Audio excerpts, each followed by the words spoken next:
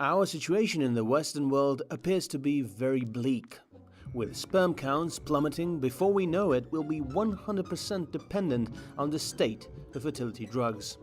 Given the amount of chemicals in the environment, at this rate, men will no longer be fertile and women will have to rely on labs to get pregnant. The cost will be enormous. This dependency gives the government total control of the population. Although birth rates are decreasing throughout the world, in third world countries where people hunt and feed themselves, men and women are far more fertile, sperm counts are much higher, and there are less counts of breast and testicular cancer per populace. Sadly, the powers that be have nearly won this battle in the Western world. We're all already contaminated, and it would take little short of a miracle to fix this problem.